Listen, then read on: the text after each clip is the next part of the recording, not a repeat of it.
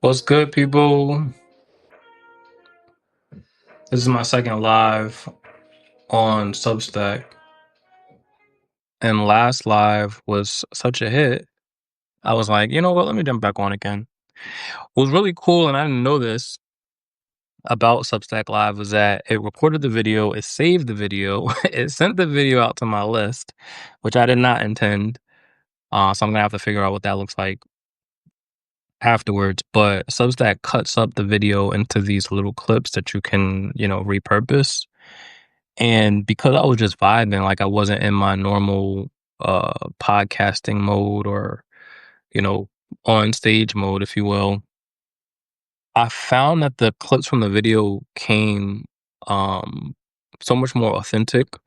Not that I am different, right? Like not that I'm inauthentic when I'm on podcasts, whatever, but it was a lot more relaxed. Like I didn't feel like I had to have my game face on. And I was sharing things like from a place of vulnerability and transparency that I probably wouldn't share organically anyway on a podcast. And those clips were doing so well. Like people were commenting on them because I posted them on Instagram and TikTok. People were commenting on them, engaging with them, and I was like, "Oh, this is kind of dope. I like this." So I think from now on, I'm gonna try to just randomly when I feel moved, jump on Substack Live without really an agenda, without a script, and just talk. And one of the things that I'm learning about content creation and the different content creation platforms or platforms that house content, right, is that not everybody needs to get everything, right? Like it's perfectly okay for me to create content that only lives on Substack. It's perfectly okay for me to create content that only lives on TikTok. It's perfectly okay for me to create content that only lives on LinkedIn or Instagram or Facebook, whatever. And if there's a need for me to cross pollinate, then of course I will, right? Like if there's a message that I want everybody in my audiences to see or to know about, then I'll share it. But some of the more vulnerable, more transparent moments, I feel like I need to protect the sacredness of that. And this is kind of like that space, like just vibing. I have lo-fi music playing in the background. Last time I had Erica Badu playing in the background. And I just got some work done. I sent out a couple of pitches for some collaborations and partnerships with organizations that I had done work with in the past. Some, 2+ years ago. But I think that it's so cool that I'm in this space now where I have like a new thing coming. And that new thing obviously being my book, or not so obvious. I don't know if, everybody who watches this or who's going to watch this knows that I have a book coming out. But I have a book coming out in November, and tying in this physical product to the service product that I offer, which is a speaking service, it gives me so much clarity in how I approach these organizations and what I can offer these organizations. Like, what is the value? Even though like there's enough value in me showing up as a speaker, I could really like drizzle icing on top with the launch of this book, and so I'm super excited about that. But because I've been in like this flow state for the last 5 years where like work gets done when I feel like doing it. Um Sometimes when I'm doing like really intense work for a period of time, I'm like, okay, like that was a lot. Cool. I'm ready to like rest now. And so that's what this is. This is rest mode. But when I joined, there was like one person watching my live, and now it looks like there's a steady stream of 4 people watching. So welcome. If you are familiar with me, which I imagine you are because you got the notification that I'm live, My name is Rahkim Sabree. If you're not familiar with me, my name is Rahkim Sabree. Most of my work centers around financial trauma. The name of my publication here on Substack is Overcoming Financial Trauma. And I've decided to kind of run with that. So I have a podcast by the name of Overcoming Financial Trauma. I've just written a book that released in November called Overcoming Financial Trauma. And most recently, I started a school community, SKOOL, called Overcoming Financial Trauma. I just think that's such a catchy phrase. And it really encapsulates how I want to center my work, because when you make the statement overcoming financial trauma, which is present progressive, right? It means that we're working towards this thing. It's not a magic pill that solves all of your financial woes. You also then have to ask, well, like, what is financial trauma, right? That's the conversation starter. What is financial trauma? And if we don't know what financial trauma is, then we can't overcome it. So overcoming financial trauma is like a nice entry point to getting people interested in, like, whoa, like financial trauma. I've never heard of that before. What's financial trauma? And for the sake of people watching now or in the future, I define financial trauma as any instance observed or experienced that has a negative impact on the way someone views, interacts with, or believe about money.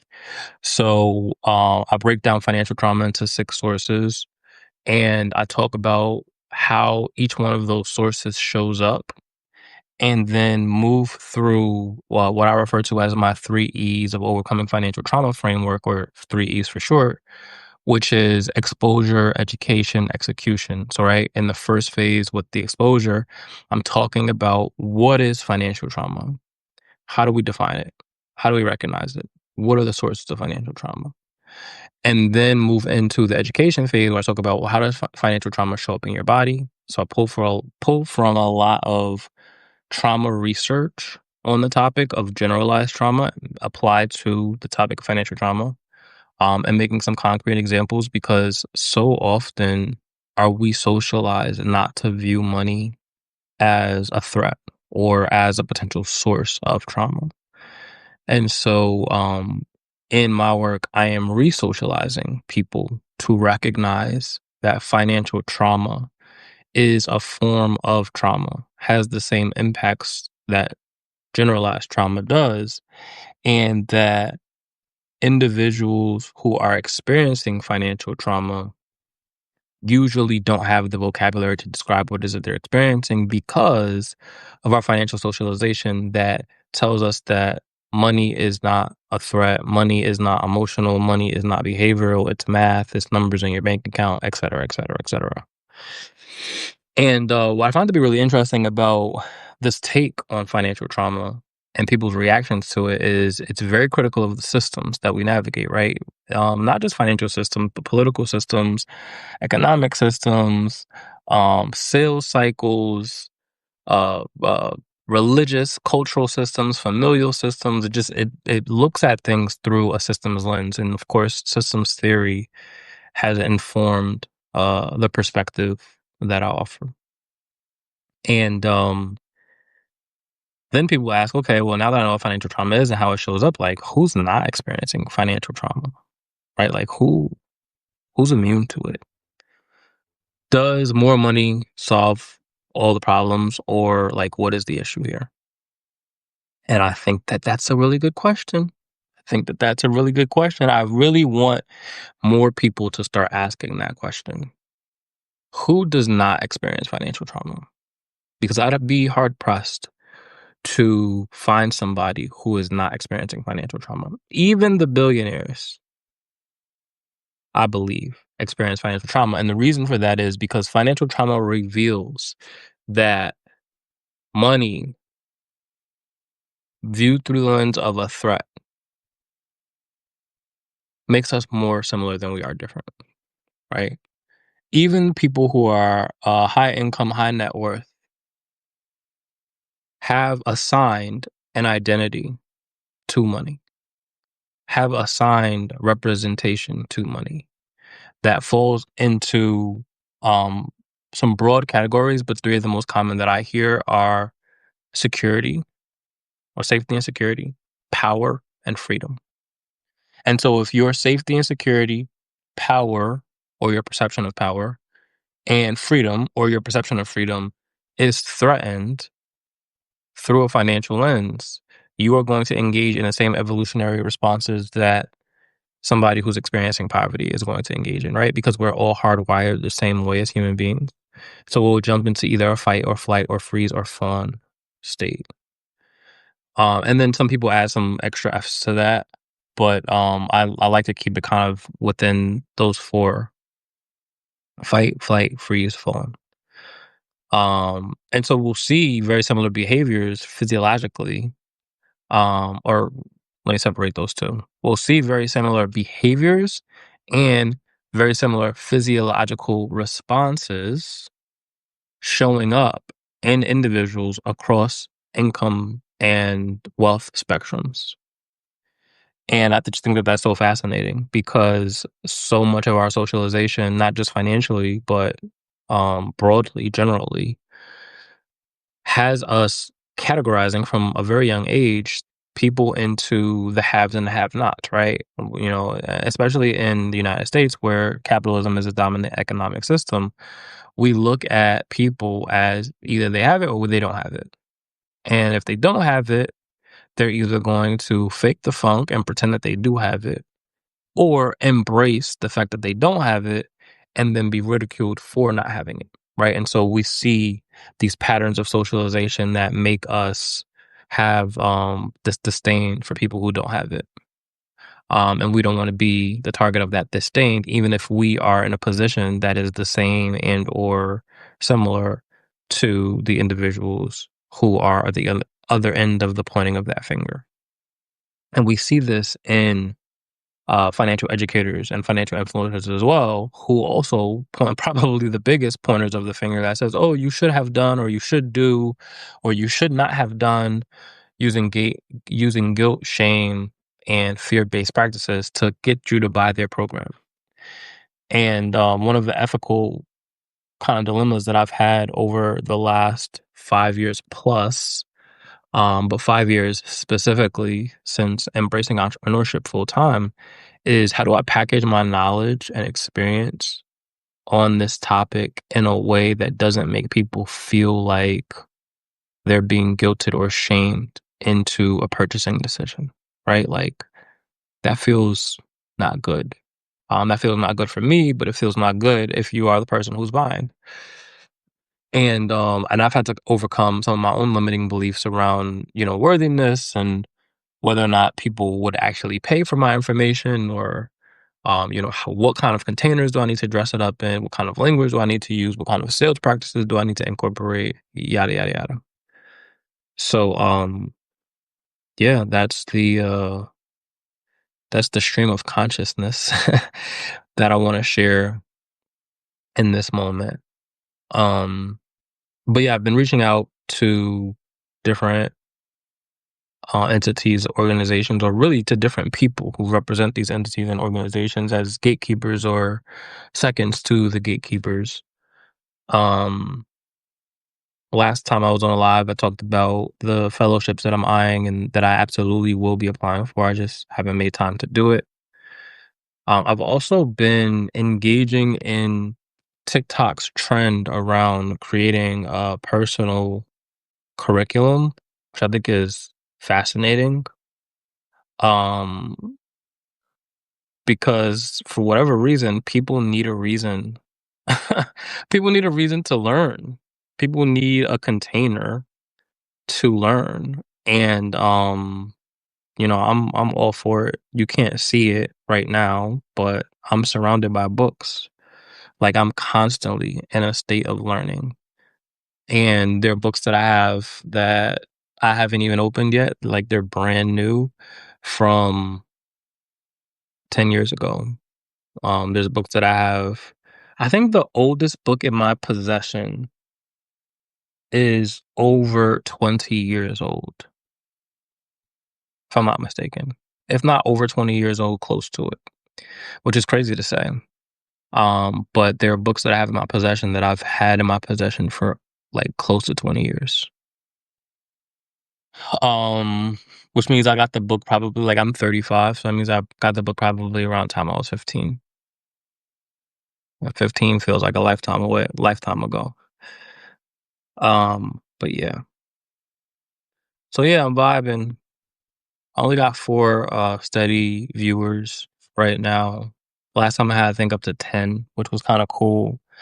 I had people in the comments engaging, asking questions, responding to things that I was saying. So it kept the conversation going. But now I'm starting to feel a little I'm starting to feel a little awkward. I'm just talking to the screen where I'm looking at myself, and I see like the little names and stuff at the bottom of the screen, but I don't know if there's like a consistent view or if they showed up and then they dipped out. So um I'm gonna keep this going. Actually, I'm gonna cover this last point, and then I'm gonna drop.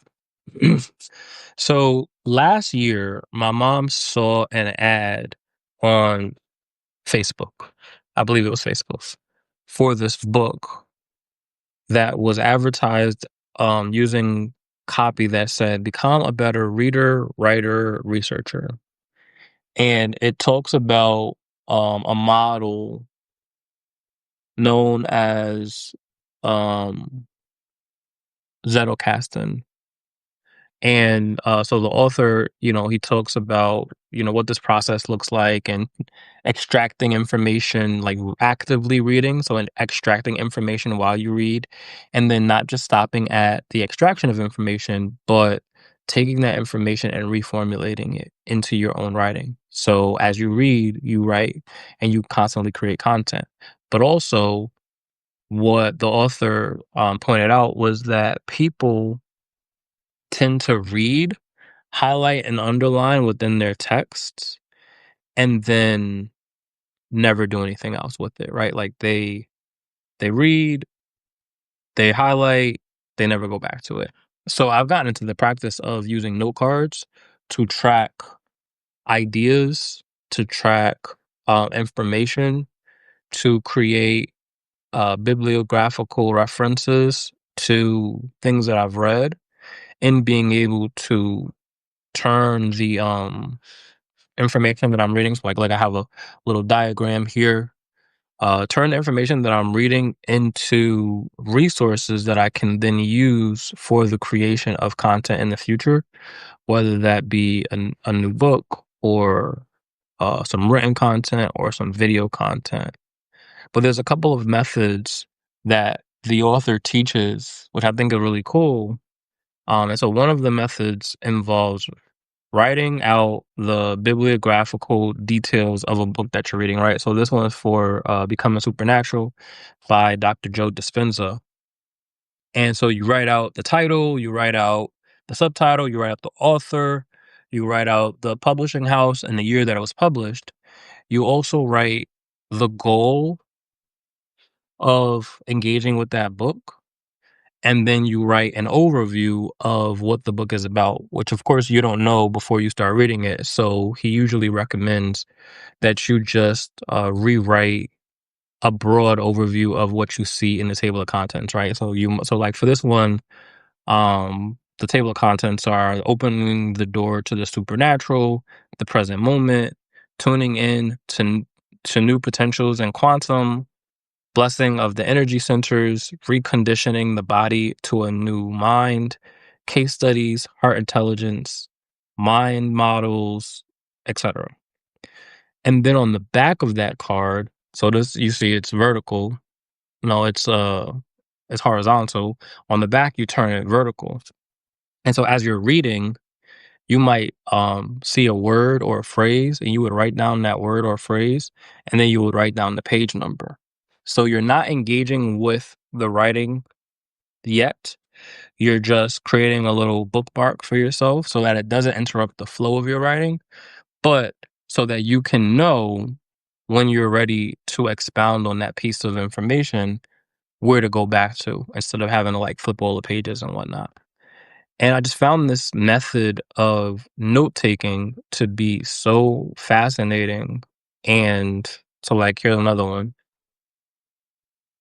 So fascinating in not only knowledge retention, but also in being able to connect topics across themes and disciplines.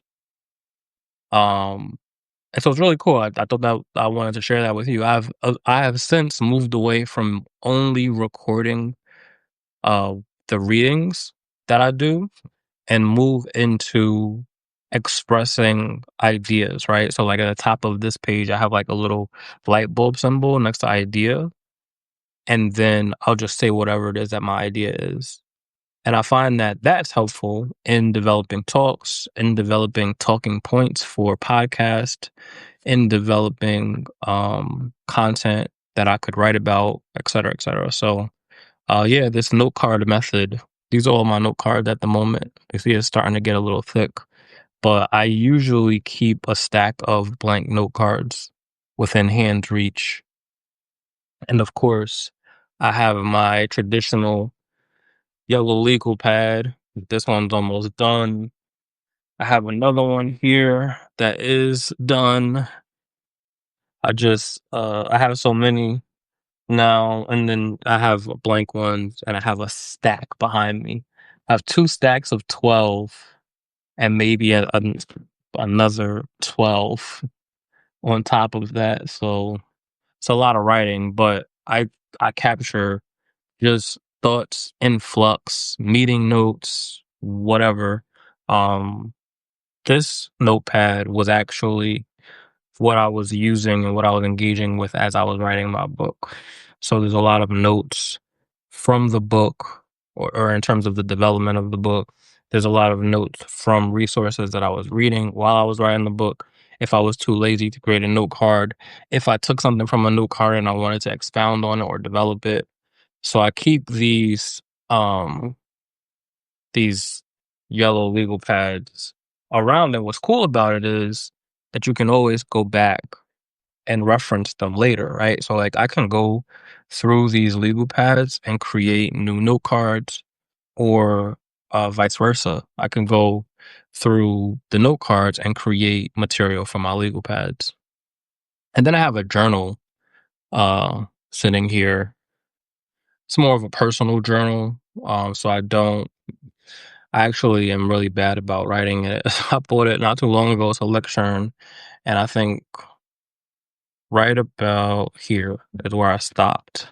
And I got this back in, when did I get this? It's back in May. So you can see I haven't been doing a lot of personal writing. But journal, legal pads, note cards. And that's my system. So yeah, it's a wrap. Thank you to everybody that pulled up. I'm gonna finish the work that I have for the rest of the day. And this was great. A nice little break. I'll do this more often. See ya.